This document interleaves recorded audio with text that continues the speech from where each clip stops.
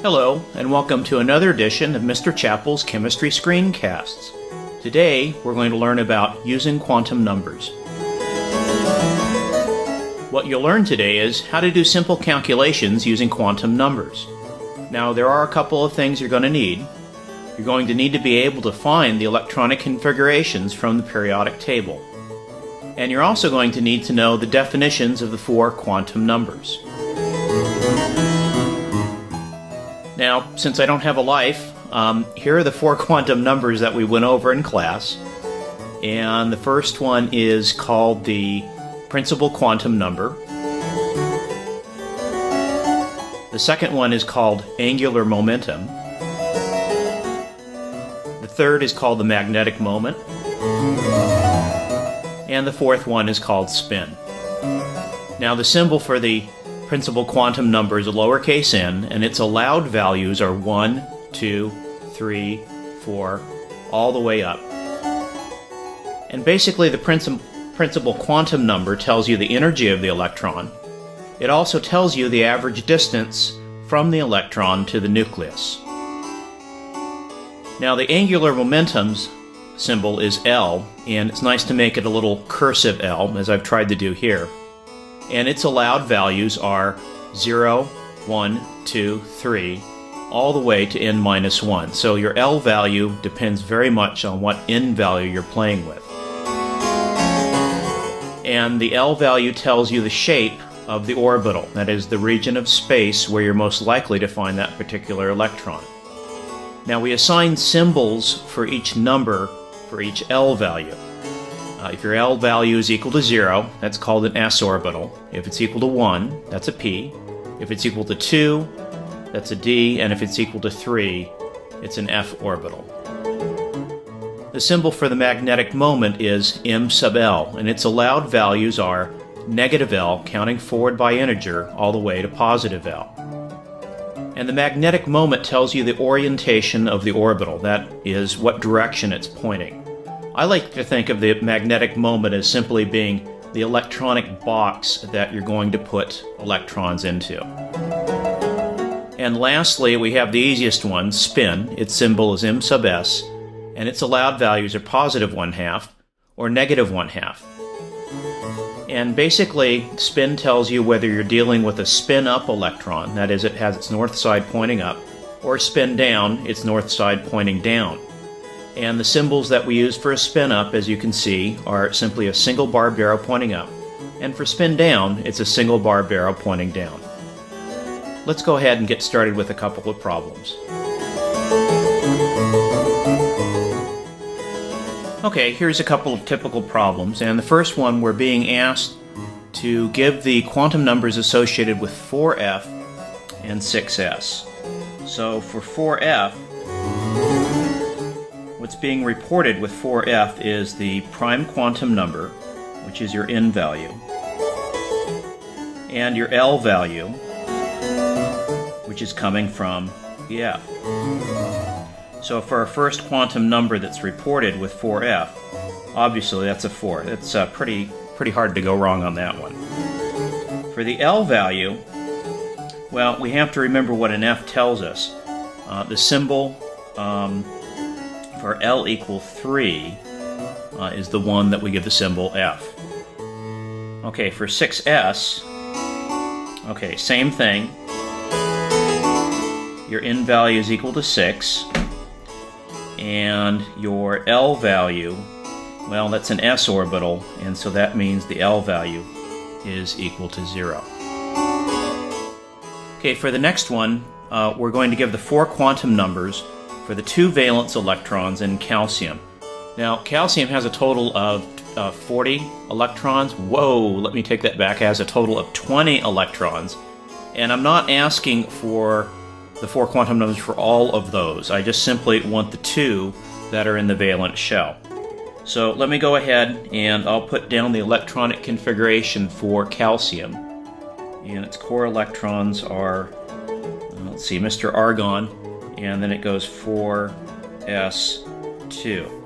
So the 2 electrons in question are the 2 electrons in the S. So what we need to report first is the n value. Well, that's pretty easy. It's a 4. And the L value, well, that's pretty easy. It's an S, so that means that it must be L equals 0. And then we have to figure out the M sub L values and the spins. Okay, so for our first electron, we have an n value of 4. The L value is equal to 0 since it's an S. And you may recall that M sub L goes all the way from negative L, counting by integer, all the way to positive L.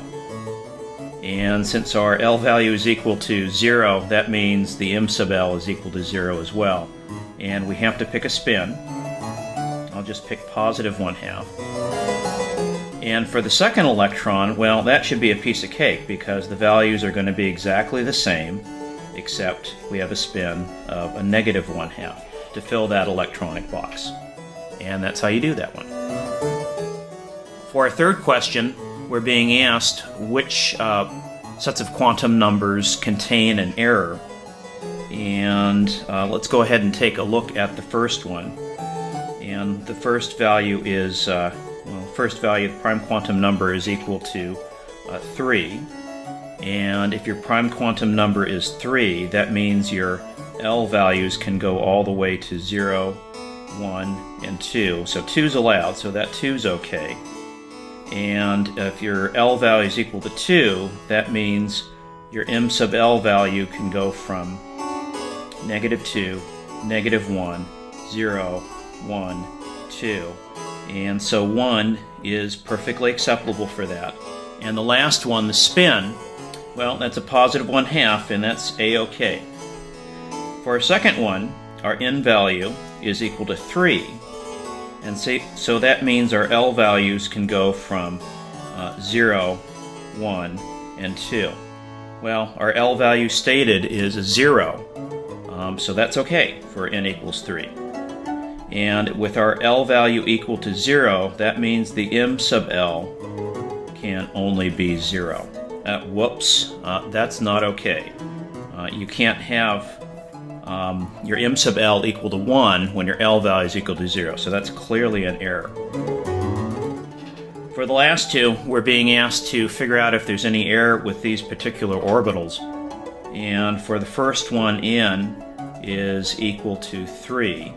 That means your L value has got to be 0, 1, 2. And that means that your allowed orbitals are S, P, and D. Whoops, there's no F allowed there. So 3F you can't have. So that one clearly is an error. And for our last one, the N value is equal to 4. And so that means the L values that you're allowed are going to be 0, 1, 2, and 3.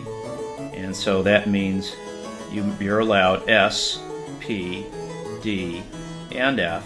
And we're only using an S here, so that's A-OK. Okay, for our last problem, we're being asked to draw a boundary surface diagram for carbon. So let's first go ahead and write down the electronic configuration for carbon so we know what we're up against.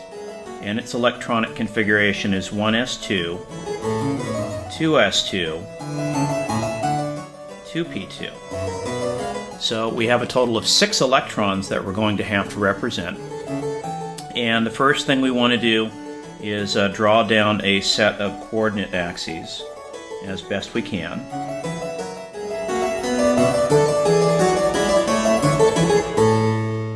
So there we go.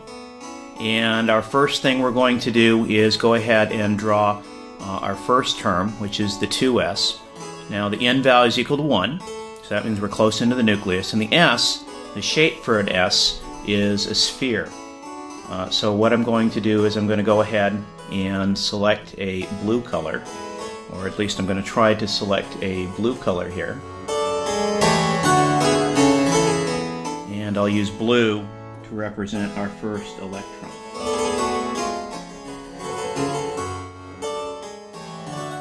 So there we are. as best as I can do, that would contain exactly 1 electron. Or, excuse me, that would contain 2 electrons. Okay, for our second one, this is the 2s. That's this term right here. I'm going to go ahead and pick a different color, and I'll pick purple. And it's a 2 as opposed to a 1, so that means it's a little bit bigger. But it's still an S, so that means what we're dealing with is a slightly larger sphere. And that turned out to be the exact same color as the last one. Okay, well, let's go ahead and try it again.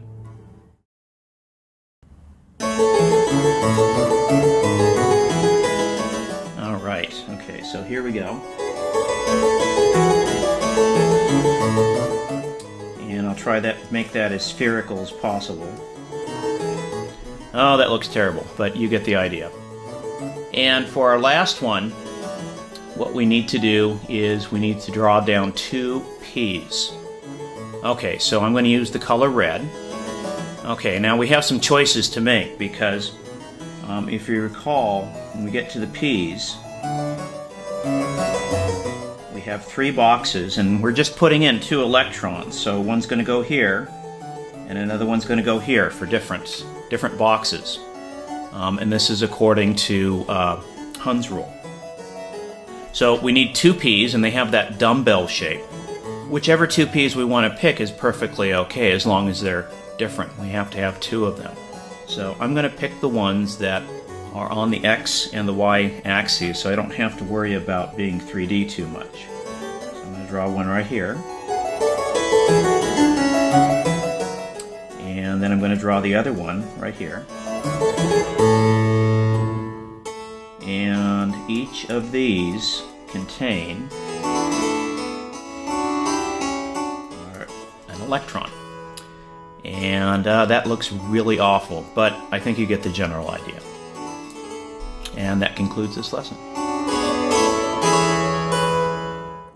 Okay, it's joke time once again. Remember, no matter how much you push the envelope, it'll always be stationary.